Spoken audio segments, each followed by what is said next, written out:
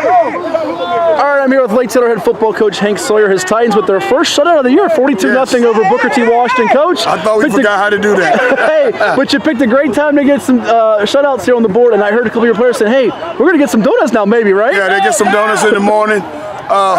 We move some people around on defense just because it helps our team better.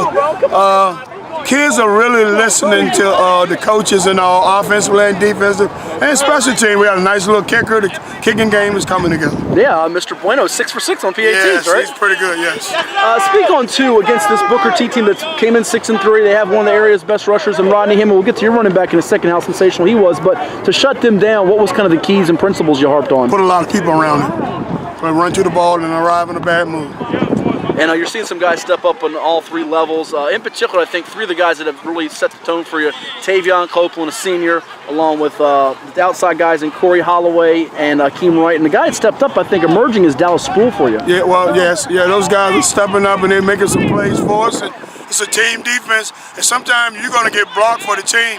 Sometimes you got to keep the people off the linebackers to make plays. So it's all about team defense. And healthier in the secondary now. You were missing Javon Harvey, who just made it on ESPN with his Randy Moss segment there, and then Dominic McNair got him back in the fold too. That's exactly right. And we're excited about all those guys. And we preach team, we preach family.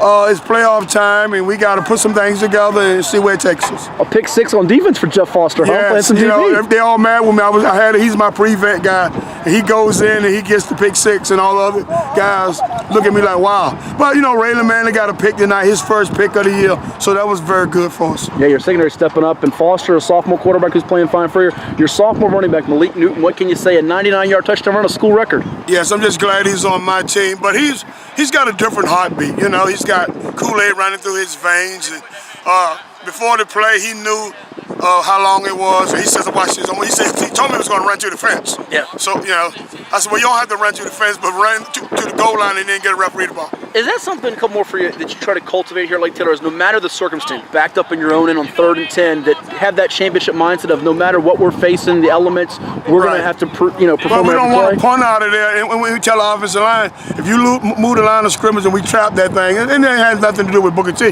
That's just what we practice.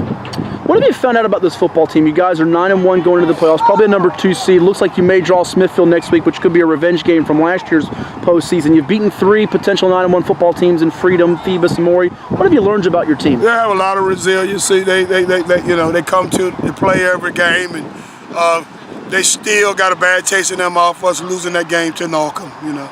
Yeah, and since that game, have you seen a different sense of focus? Yes, I've seen a different focus in practice, running sprints, the tackling drills.